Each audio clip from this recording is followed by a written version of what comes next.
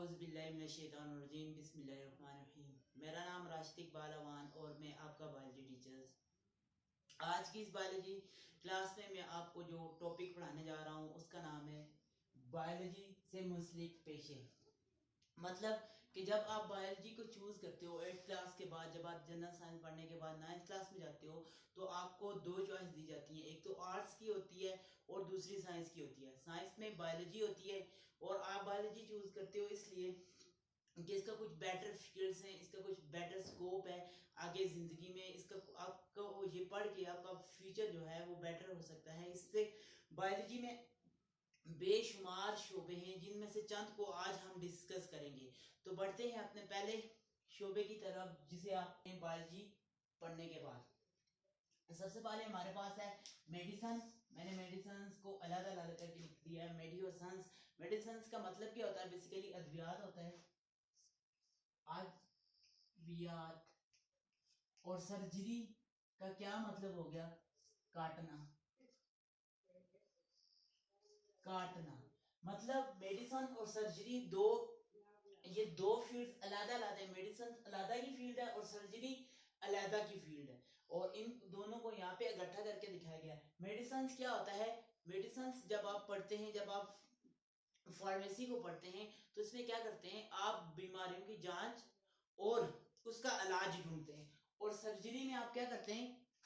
Surgery में आप जिस्म के हिस्सों की मरम्मत करते हैं, जिस्म के हिस्सों की मरम्मत की जाती है। जो सर्जरी होती है, सर्जरी में आप क्या करते हैं?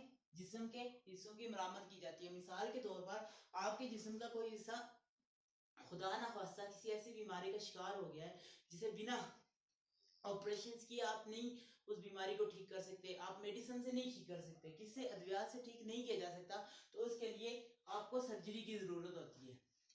अब देखें जी, इस मेडिसिन और सर्जरी के शोबे को जब हम पढ़ते हैं, इस मेडिसिन और सर्जरी के शोबे को हम जब इकट्ठा पढ़ते हैं तो हम एक ही कोर्स में इसको पढ़ते हैं जिसका नाम है MBBS। किस कोर्स में पढ़ा जाता है इसको?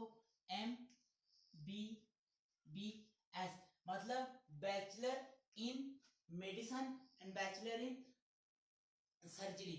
और ये कोर्स किसके बाद किया जा सकता है? FSC में 60% से अबोव मार्क्स लेने के बाद।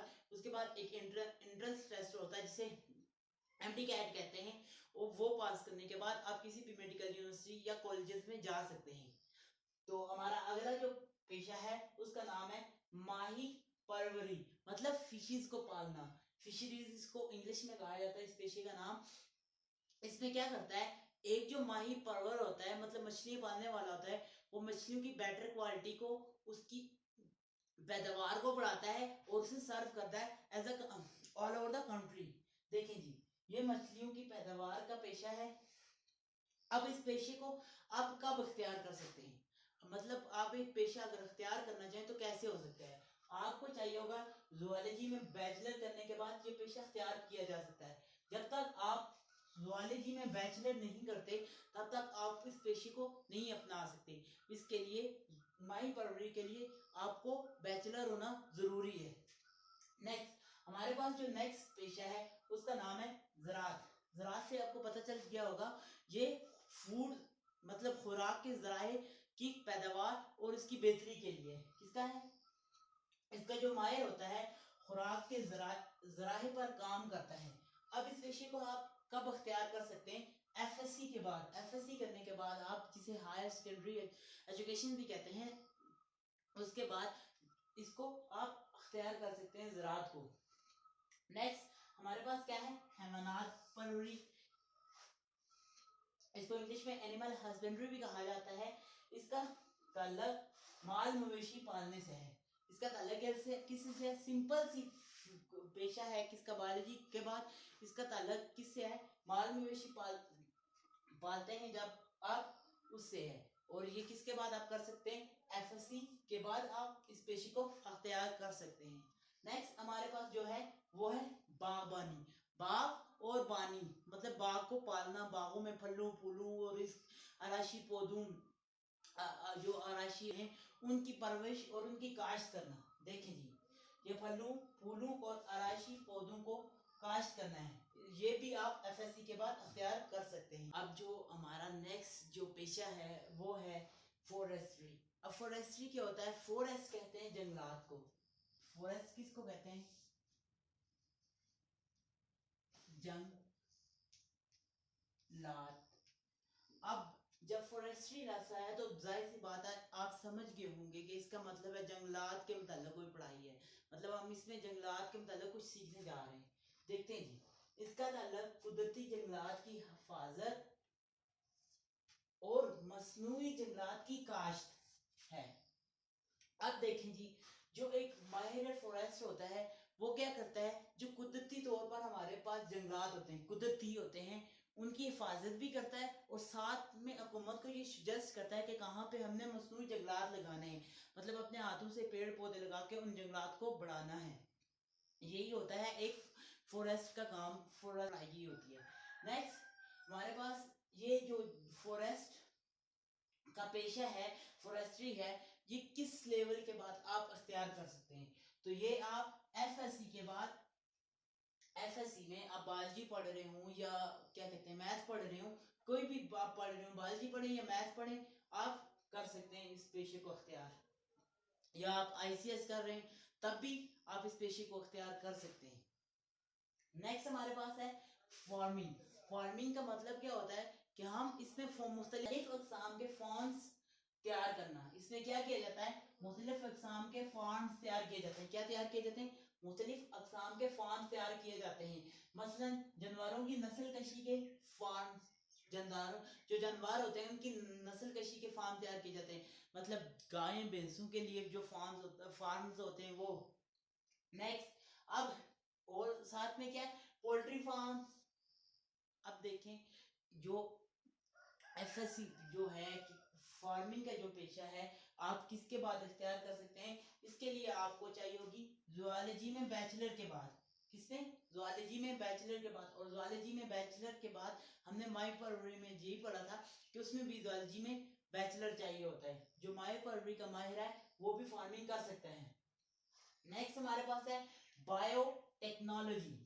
बायो का मतलब होता है लाइफ, टेक्नोलॉजी का मतलब है टेक्निक, एग्जाम्पली कोई भी न्यू आइडिया लेके आना, बायो में जिंदगी में कोई भी नई चीज लेके आना बायोटेक्नोलॉजी है।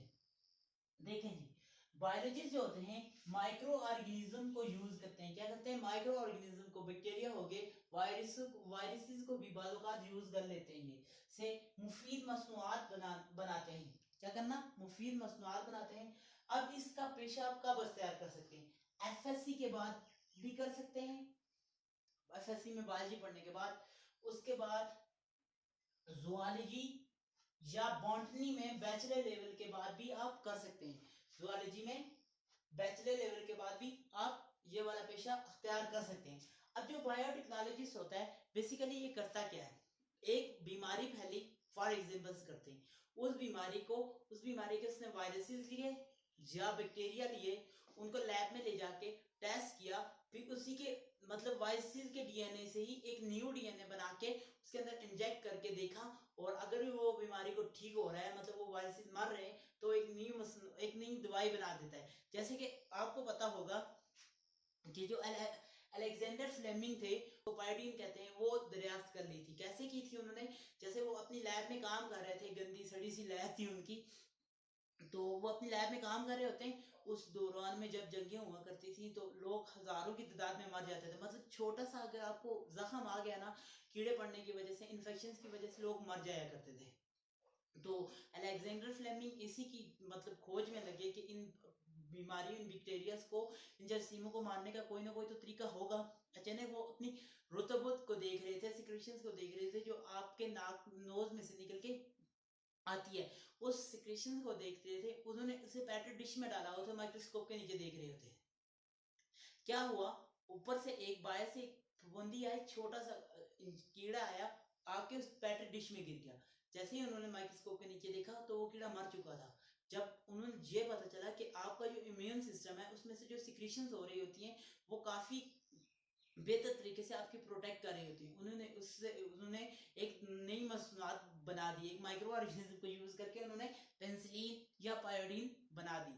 ये होता है एक बायोटेक्नोलॉजिस्ट का पेशा। पाकिस्तान में तो नहीं कह सकते इतना फेमस शायद ना हो, लेकिन अमेरिका, रूस, चाइना में ये सबसे फेमस हो, टॉप लेवल पे है, या ये जेनेटिक इंजीनियरिंग।